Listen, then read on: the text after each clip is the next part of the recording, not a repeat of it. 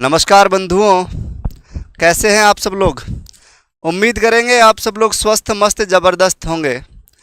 जैसा कि हम लगातार चर्चा करते आ रहे हैं, Rajasthan BSTC, PTT, CET, Rajasthan police, REET और साथ में आपका पशु परिचारक भर्ती को लेकर वो क्वेश्चन जो छपने वाले हैं आपके एग्जाम में, टॉप क्वेश्चन जो आपके एग्जाम में छपेंगे, एग्जाम की दृष्टि से इम्पोर्टेंट रहने वाले हैं। तो दोस्तों शुरुआत करेंगे आज के इस सेशन की बिना कुछ समय गवाए, लेकिन एक निवेदन छोटा सा ये रहेगा कि जो भी साथी चैनल पर फर्स्ट टाइम विजिट कर रहा है, चैनल को सब्सक्राइब करें, बेल आइकन ऑन करें। अगेन आप लोगों का स्वागत और अभिनंदन आपके अपने YouTube channel yes study by Bhanu sir पर। आइए दोस्तों, सवाल नंबर एक आपकी स्क्रीन पर ये रहा। राजस्थान का भीष्म किसे कहा जाता है? बताइए। चार ऑप्शन स्क्रीन पर हैं, तुरंत क्लियर करते हुए चलेंगे हर एक बात को। कुंवर चुंडा ऑप्शन में है, मोक्कल है, राणा कुंभा है और इनमें से कोई नहीं है। बात करेंगे आप लोगों का इसका राइट आंसर की, पहले चर्चा कर लें क्या? चर्चा करेंगे पहले आपके राइट आंसर की, और राइट आंसर आपका रहेगा कुंवर चुंडा। किस लिए भीष्म कहा गया, क्यों कहा गया, सुनिए दोस्तों। बात करेंगे राणा लाखा, जब मेवाड़ के शासक थे राणा लाखा। कौन था? लाखा। और इधर मारवाड़ की बात करूंगा तो मारवाड़ में राव चुंडा नाम के शासक थे मारवाड़ के। अब राव चुंडा के एक बेटी थी जिसका नाम था हंसाबाई। क्या नाम था? हंसाबाई। और हंसाबाई का एक भाई था जिसका नाम था रणमल। क्या नाम था? रणमल। तो आपको पता है प्राचीन समय की बात करें तो रिश्ता नाई और पंडित करवा दिया करते थे। नाई और पंडित रिश्ता लेके जाते और रिश्ता करवा देते मित्रों। अब क्या हुआ कि पंडित रिश्ता लेके जाते हंसाबाई का मेवाड़ में, किसके लिए? इधर राणा लाखा के राजकुमार थे जिनका नाम था राणा चुंडा। ये राव चुंडा है, ये राणा चुंडा, ये कई बार आप लोग कंफ्यूज हो जाता होगा, इसमें ध्यान रखें। राणा चुंडा का रिश्ता लेके जाते हैं और पंडित जी जैसे ही राणा लाखा के दरबार में पहुंचते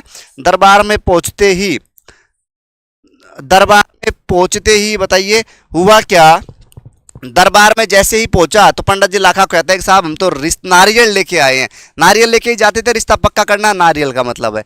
तो देखो अब दोस्तों हुआ क्या, अब हुआ क्या, नारियल लेके पहुंचता है लाखा। मजाक कर जाते हैं कि मेरा बुढ़ापे में किस लिए नारियल, मैं तो अब मतलब मेरा बूढ़ा हो गया, अब क्या मेरी शादी होगी? इसी बात पर राणा चुंडा नाराज हो जाते हैं और अपने शादी करवा देते हैं अपने पिताजी की। लेकिन एक शर्त रखी जाती है मारवाड़ की तरफ से कि हंसाबाई का विवाह कर देंगे, किससे? लाखा से। लेकिन जो हंसाबाई और लाखा से जो पुत्र पैदा होगा वो ही मेवाड़ का शासक बनेगा। अब वैसे इधर बात करें तो राव चुंडा उत्तराधिकारी था, पूरा राजपाट संभाल सकता था। लेकिन प्यारे मित्रों अब हुआ क्या कि हंसाबाई का रिश्ता लाखा से हो जाता है और राव चुंडा को क्या किया जाता है, 16 ठिकाने थे मेवाड़ के, जिसमें 4 ठिकाने दे दिए गए किसको? राव चुंडावतों को। तो अब ध्यान रखें, सबसे बड़ा ठिकाना सलूम्बर रहा था चुंडावतों का। तो इसने क्या किया था, पूरा राजपाट त्याग दिया था। शादी हो जाती है, एक लाखा और एक हंसाबाई से एक पुत्र प्राप्त होता है जिसका नाम होता है मोक्कल। क्या नाम होता है? मोक्कल। राणा मोक्कल के बारे में भी पढ़ेंगे। मोक्कल का जन्म हुआ, मोक्कल मेवाड़ का अगला शासक बनता है 11 साल की उम्र में।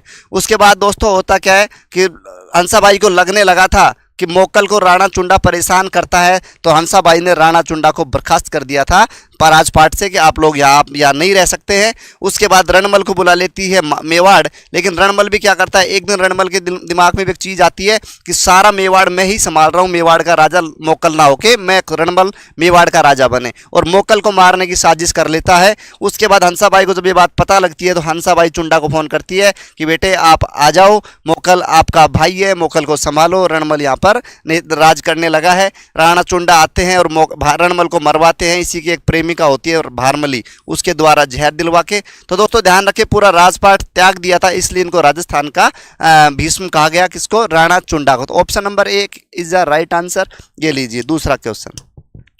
राणा प्रताप के वफादार घोड़े का क्या नाम था? सुनिए, राणा प्रताप के पास घोड़ा था जिसका नाम था चेतक। क्या नाम था? चेतक। 1576 हल्दी घाटी युद्ध में राणा प्रताप का बहुत साथ दिया। कहा जाता है कि मान सिंह अपने हाथी पर सवार था, तो मान सिंह ने क्या किया, हाथी के सूंड पर तलवार वगैरह बांध रखी थी और प्रताप का घोड़ा जाता है और सीधा महाराणा मानसिंह के ऊपर हमला बोल देता है। जैसे ही राणा प्रताप भाला फेंकते तो मानसिंह अपने होदे में बैठ जाता है, लेकिन उसका जो महावर होता है, जो उसका हाथी चला रहा था, वो मारा जाता है दोस्तों। लेकिन जैसे ही चेतक के पैर नीचे आते हैं तो चेतक के पैर वहां कट जाते हैं तलवार से, जिस वजह से चेतक को बाहर लाया जाता है युद्ध भूमि से। और एक बलीचा राजसमंद में चेतक की, आपको मैं बता दूं, वहां पर चेतक की मृत्यु हो जाती है, वहीं पे छतरी बना दी जाती है। तो महाराणा प्रताप का जो वफादार घोड़ा था चेतक, और हाथी आपसे पूछे, हाथी पूछ ले आपसे महाराणा प्रताप के हाथी का क्या नाम था, तो आप लोग क्या बताएंगे? राम प्रसाद। क्या नाम था? राम प्रसाद। हाथी पूछे तो राम प्रसाद और घोड़ा पूछे तो आप बताएंगे चेतक। नोट करें, राइट आंसर चेतक।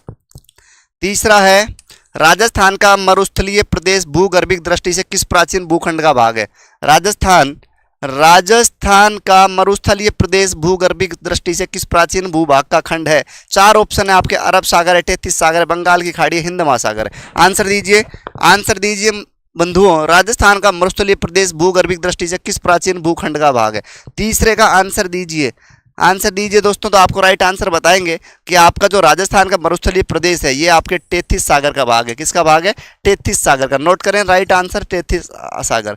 उसके अलावा राजस्थान की उत्तर से दक्षिण की लंबाई पूछी है, राजस्थान से उत्तर से दक्षिण की लंबाई पूछी है, तो बताइए मित्रों राइट आंसर कौन सा रहेगा? आंसर देखिए, बात करेंगे राजस्थान के क्षेत्रफल की पूछ रहा है आप लोगों से, तो सबसे पहले तो राजस्थान का क्षेत्रफल नोट करें। राजस्थान का जो क्षेत्रफल है वो है 3,42,239 वर्ग किलोमीटर। ओके दोस्तों, अब पूछा है उत्तर दक्षिण लंबाई, तो आप नोट कर लें, आप लोग नोट करेंगे उत्तर दक्षिण की लंबाई। ये देखिए, मान लीजिए ये आपका राजस्थान है, ये आपका उत्तर दक्षिण है, ये आपका पूर्व पश्चिम है। तो सबसे कम तो जो एक है 826, दूसरा है 869। तो नोट करें, उत्तर दक्षिण तो आपकी रहने वाली है 826, और अगर पूर्व पश्चिम पूछेंगे तो 869। लेकिन पूछता है दोनों में अंतर कितना है, तो आप लोग अंतर बताएंगे कि 869 में से 826 लेस करेंगे तो कितना बच जाएगा? 43। Right answer. अगर अंतर पूछेगा तो आप लोग क्या बताएंगे? 43 किलोमीटर। ओके दोस्तों, चले आगे सवाल की ओर आगे लीजिए, फटाफट चलते हैं। राजस्थान का भौगोलिक क्षेत्रफल बताया अभी पिछले वाले सवाल में, पीछे वाले सवाल में आंसर दे दिया है दोस्तों। नोट करें, नोट करें, पीछे वाले सवाल का आंसर, इसका राइट आंसर होगा, मैंने आपको दिया 3,42,239 वर्ग किलोमीटर। ओके नेक्स्ट, हुड्डा सम्मेलन का नेतृत्व किसने किया? बात करेंगे दो चीजें इसमें पूछता है, कब हुआ, अध्यक्ष कौन था, नेतृत्व किसने किया। सुने चार बातें इसके में आपकी बात करेंगे अपन 17 जुलाई 1734 की बात करेंगे। कब की बात करेंगे? 17 जुलाई 1734 बात करी, हुड्डा सम्मेलन हुआ था। हुड्डा सम्मेलन का मेन मोटो था, मेन लक्ष्य ये था कि सभी राजपूत इकट्ठा होकर मराठों के खिलाफ लड़ेंगे, क्योंकि मराठों की शक्ति का ज़्यादा विस्तार हो चुका था, मराठों ने एक तरफा शासन करना शुरू कर दिया था। ओके मित्रों, अब चर्चा करेंगे कि हुड्डा सम्मेलन का अध्यक्ष बनाया जाता है किसे? संग्राम सिंह द्वितीय को। किसको? संग्राम सिंह सेकंड को। संग्राम सिंह उस टाइम मेवाड़ के शासक थे, संग्राम सिंह सेकंड अध्यक्ष बनाया जाता है हुड्डा सम्मेलन का। लेकिन बात सुने, जैसे ही हुड्डा सम्मेलन की तिथि नजदीक आती है और संग्राम सिंह की क्या हो जाती है? मृत्यु। मतलब इस तिथि से पहले संग्राम सिंह की मृत्यु हो जाती है, और उसकी जगह आपके जो अध्यक्षता करते हैं वो तो करते हैं मेवाड़ नरेश जगत सिंह। ध्यान रखें, मेवाड़ नरेश जगत सिंह तो अध्यक्षता करते हैं, और इसका आयोजन करवाते हैं सवाई जय सिंह। जयपुर नरेश जय सिंह लिखा हुआ है, लेकिन नेतृत्व अध्यक्ष, अगर आपसे अध्यक्ष पूछे तो संग्राम सिंह, अध्यक्ष पूछे तो जगत सिंह। वैसे संग्राम सिंह को बनाया गया था, लेकिन 17 जुलाई 1734 से पहले संग्राम सिंह की मृत्यु हो जाती है। तो फिर नेक्स्ट जो मेवाड़ के राजा बनते हैं जगत सिंह, उनको अध्यक्ष बनाया जाता है। हुड्डा सम्मेलन फेल हुआ कुछ राजपूत शासकों की वजह से, क्योंकि इकट्ठे नहीं हो पाए दोबारा जिस जगह बुलाया गया था। तो आपसे पूछा क्या है? आपसे पूछा अध्यक्षता ही पूछे, नेतृत्व अध्यक्ष तो आपका महाराणा जगत सिंह, और आयोजन करवाया था जयपुर के सवाई जय सिंह ने। नोट करें। 7 नंबर है, राजस्थान के किस क्षेत्र में विंध्य पठार का विस्तार है? राजस्थान के किस क्षेत्र में विंध्य पठार? उत्तर पूर्व, दक्षिण पूर्व, दक्षिण दक्षिण पश्चिम। आंसर दीजिए, आंसर दीजिए बंधुओं, आपके आंसर का इंतजार है। आंसर दीजिए, आंसर दीजिए। राजस्थान का विंध्य पर्वत है आपका दक्षिण पूर्व की ओर। ध्यान रखें, दक्षिण पूर्व का हिस्सा विंध्य पूर्व कहलाता है, विंध्य पठार। अरावली श्रेणी की दूसरी अधिकतम ऊंचाई चोटी। अरावली श्रेणी से आपसे बात करें तो अरावली श्रेणी, टोटल लंबाई बात करूंगा आपको, टोटल लंबाई बात करें अरावली की, तो आइए थोड़ा सा कुछ भी सवाल आपसे पूछ सकता है, तो घबराएंगे थोड़ी, क्योंकि आप सामने गुरुजी खड़े हैं, सब बता देंगे। पालनपुर नाम सुना है क्या? नहीं सुना गुरुजी, सुन लो। पालनपुर है गुजरात के अंदर। कहाँ है? गुजरात के अंदर। और सीधा चले जाओ दिल्ली। कहाँ पहुंच जाओ? दिल्ली। दिल्ली में एक पहाड़ी पड़ती है रायसीना की पहाड़ी। रायसीना की पहाड़ी दिल्ली में पड़ती है, और एक बात ध्यान रखें, इसके ऊपर ही राष्ट्रपति भवन बना हुआ है, राष्ट्रपति भवन। ओके, एक बात हो गई। पालनपुर से रायसीना दिल्ली तक राष्ट्रपति भवन तक, पालनपुर गुजरात, उसके बाद पहुंचती है राजस्थान, राजस्थान से हरियाणा, और हरियाणा से आपका दिल्ली जाती है अरावली। टोटल लंबाई की बात करूंगा 692 किलोमीटर। कितना? 692 किलोमीटर। एक बात हो गई, लेकिन राजस्थान में पूछेंगे तो आप बताएंगे सर जी 550 किलोमीटर। परसेंट की बात करूंगा तो 79.48। ओके, ये परसेंट में इतना हो गया। उसके बाद ध्यान रखें कि राजस्थान के अंदर दूसरी सबसे ऊंची चोटी पूछे आपसे तो आप बताएंगे सबसे ऊंची चोटी है गुरु शिखर। कौन सी है? गुरु शिखर। नोट करें, गुरु शिखर सबसे ऊंची है। दूसरी आपसे पूछे तो आप बताएंगे शेर, 1531 मीटर। कितनी? नहीं नहीं नहीं नहीं, 1531 नहीं है दोस्तों, 1597 मीटर। कितनी? 1597 मीटर। नोट करें, नोट करें 1597। ओके, उसके बाद चर्चा करेंगे। उसके बाद चर्चा किसके साथ? तीसरा क्या पूछा है? दूसरी तो आंसर नोट करेंगे। दूसरी दूसरी जरगा है, दूसरी शेर है, तीसरी है जरगा। नोट करें। ओके, राजस्थान में अरावली पर्वत श्रृंखला का विस्तार। अरावली कहाँ से प्रवेश करती है? सिरोही से प्रवेश करती है, दिल्ली तक जाती है। तो बताइए प्रवेश कहाँ से कहाँ तक है? तो आप लोग बताएंगे, जैसे कि आप मान लीजिए आप लोग, ये आपका राजस्थान है। क्या है? राजस्थान। राजस्थान है, ये नॉर्थ है यानी कि उत्तर, ये साउथ है, ये है ईस्ट और ये है वेस्ट। अरावली पर्वतमाला सिरोही से प्रवेश करती है तो आप क्या बोलेंगे? दक्षिण पश्चिम से प्रवेश करेगी और निकल कहाँ जाएगी? उत्तर पूर्व की ओर। कहाँ निकल जाएगी? उत्तर पूर्व की। इस प्रकार से आपकी अरावली पर्वतमाला है। तो ध्यान रखें, दक्षिण पश्चिम से उत्तर पूर्व। सॉरी एक सेकेंड, आपका ये प्रवेश करती है कहाँ से? सिरोही से। तो इसका आंसर जो रहने वाला है, इसका आंसर जो रहने वाला है, इसको मिटा दें क्या? ठीक, इसका जो राइट आंसर रहेगा वो रहेगा दक्षिण पूर्व। कौन सा? दक्षिण पूर्व से उत्तर पश्चिम। थोड़ा सस्पेंस से देख लेना दोस्तों, मेरे हिसाब से इसमें थोड़ा सा मुझे सस्पेंस से क्लियर करके बताता हूँ। राजस्थान की सबसे प्राचीन पर्वत श्रृंखला कौन सी है? राजस्थान की सबसे प्राचीन पर्वत श्रृंखला पूछे तो सबसे प्राचीन है आपकी हिमालय, धौलाधड़, ये धौलाधर या अरावली या सतपुड़ा। आंसर दीजिए। तो आपकी सबसे प्राचीन कौन सी हो जाएगी? सबसे प्राचीन बताइए। आप प्राचीन बताएंगे तो आपकी रहेगी अरावली। नेक्स्ट, पृथ्वीराज रासो के रचनाकार कौन थे? सुने, पृथ्वीराज रासो लिखी गई है किसके लिए? पृथ्वीराज चौहान थर्ड के लिए। और इसके पृथ्वीराज चौहान के मित्र थे चंद्रप्रदाई, उन्होंने लिखी है आपकी पृथ्वीराज रासो। लेकिन चंद्रप्रदाई की मृत्यु हो जाती है, हत्या हो जाती है पृथ्वीराज चौहान के साथ साथ। तो इस पृथ्वीराज रासो को पूरा करने का काम, इस पृथ्वीराज रासो को पूरा करने का काम कौन करता है? कौन करता है बताइए? तो मैं आपको बताना चाहूँगा, पृथ्वीराज रासो को पूरा करने का काम करता है जलहण, जो चंद्रप्रदाई का बेटा था। ये सवाल भी पूछ सकता है एग्जाम में, नोट करें। ओके, राजस्थान का सबसे ऊंचा पर्वत गुरु शिखर की ऊंचाई कितनी है? अभी बताया पिछले सवाल में। नोट करें 1722 मीटर। नोट करें 1722 metre is the right answer. 13, Jodhpur नगर का संस्थापक। जोधपुर नगर का संस्थापक बताइए। राव जोधा अजरा। जोधपुर की बात करेंगे तो 1459 की बात करेंगे। जोधपुर की बात करेंगे तो 1459। और आपको बता दें 1459 में जो वर्तमान में करणी माता के नाम से चर्चित है, प्रसिद्ध है लोक देवी रिद्धिबाई, रिद्धिबाई इसकी नींव रख देती है आपके चिड़िया टूक की पहाड़ी पर। जोधपुर दुर्ग की और जोधपुर नगर बसाया जाता है 1459 में राव जोधा के द्वारा। नोट करें दोस्तों, राव जोधा के द्वारा 1459 में आवल बावल की संधि होती है 53 में। उसके बाद इसको जो ये अपना जोधपुर नगर की स्थापना करते हैं 1459 में। ध्यान रखें, उससे पहले इधर उधर घूमते रहे थे काफी सालों तक राव जोधा। ध्यान रखें। आगे चलें, ये लीजिए दोस्तों, ये लीजिए। भोज परमार की रचना सरांगण सूत्रधार किस विषय से संबंधित है? स्थापत्य शास्त्र से, योग विद्या से, खगोल विज्ञान से, काव्य शास्त्र से। आंसर दीजिए। भोज परमार की रचना सरांगण सूत्रधार किस विषय से संबंधित है? स्थापत्य शास्त्र से, योग विद्या से, खगोल विज्ञान से, या फिर आपका रहेगा स्थापत्य शास्त्र। नोट कर लें, आपकी जो भोज परमार की रचना है सरांगण, ये पूछ भी सकता है सरांगण सूत्रधार, ये आपसे पूछ सकता है पूरी की किसकी रचना है, तो भोज परमार की। नोट करें। नेक्स्ट, मेवाड़ के इतिहास में सर्वप्रथम सोने के सिक्के जारी करने वाली रियासत कौन, किसने किए थे? सोने के सिक्के जारी किसने किए थे मेवाड़ में सबसे पहले? बप्पा रावल, खुमान, रतन सिंह या हमीर? आंसर दीजिए बंधुओं, आंसर दीजिए। आंसर दीजिए तो नोट करें। सबसे पहले जो मेवाड़ गोहिल की स्थापना करते हैं बप्पा रावल, जिनको काल भोज के नाम से जाना जाता है, इन्होंने ही आपके चला दिए थे सोने के सिक्के। नोट करें, Bappa Rawal is the right answer. 734 में गोहिल वंश की स्थापना करते हैं। बीकानेर के राठौड़ वंश, बीकानेर के राठौड़ वंश का संस्थापक कौन थे? राव लूणकरण, राव बीका, जैतर सिंह, राव कल्याणमल। राठौड़ वंश का संस्थापक पूछा बीकानेर के राठौड़ों का। बीकानेर के राठौड़ों के राव बीका। नोट करें, राव बीका राइट आंसर। 1488 में बीकानेर की स्थापना करते हैं। 1488 में बीकानेर की स्थापना करते हैं राव बीका। नोट करें। भक्ति रस कवित्री मीराबाई थी, किसकी बताइए?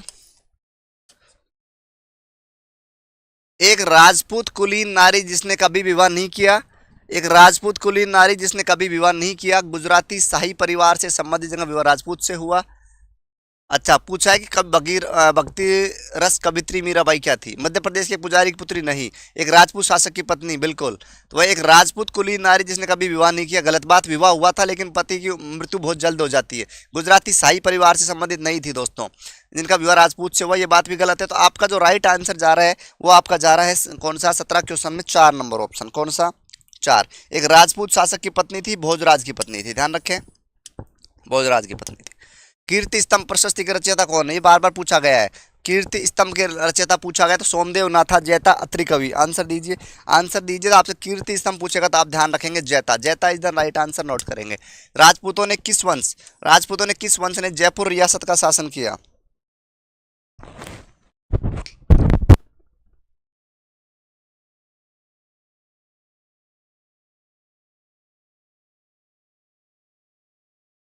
हल हाँ जो दोस्तों बताइए, राजपूतों के किस वंश ने जयपुर रियासत पर शासन किया? तो आपको बता दें, सिसोदिया मेवाड़ में करते हैं, राठौड़ बीकानेर जोधपुर हाड़ा आपके बूंदी क्षेत्र में करे, राडोती में। तो कछुआ बच गए कौन से? जयपुर। किस वंश ने जयपुर रियासत पर शासन किया था? तो कछुआ। 20। संगीत सार के लेखक, संगीत सार के लेखक बताइए। राणा कुंभा, राजकवि राजभट्ट, राणा कुंभा, राजकवि राजभट्ट, या फिर आप संगीत सार पूछा है तो बताइए, आंसर दीजिए मित्रों, आंसर दीजिए, आंसर दीजिए।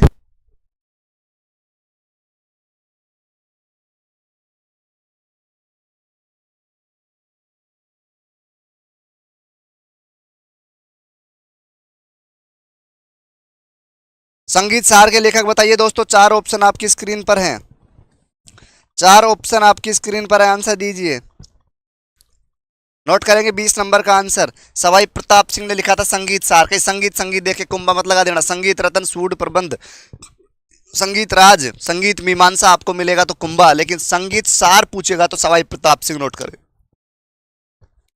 किसने जयपुर नगर की 1727 में स्थापना करी? तो तारीख भी ध्यान रख लें। जयपुर की स्थापना होती है 18 नवंबर 1727। किसके द्वारा? सवाई प्रताप सिंह के द्वारा। सवाई जय सिंह के द्वारा होती है। सवाई प्रताप सिंह ने 1799 में हवा महल का निर्माण करवाया था। आप ध्यान रखें, जयपुर के वास्तुकार कौन थे? विद्याधर भट्टाचार्य। विद्याधर भट्टाचार्य भी ध्यान रखें, पूछ लेता है जयपुर के वास्तुकार शिल्पी कौन थे, तो आप बताएंगे भट्टाचार्य। राजस्थान की सबसे बड़ी खारे पानी की झील कौन सी है? राजस्थान की सबसे बड़ी खारे पानी की झील पूछेगा तो 3 जिलों में फैली, अजमेर, नागौर, जयपुर। कौन सी है बताइए, बताइए दोस्तों, सबसे बड़ी पूछा है तो आप लोग बता देंगे गुरुजी Sambhar is the right answer. Note करेंगे सांभर।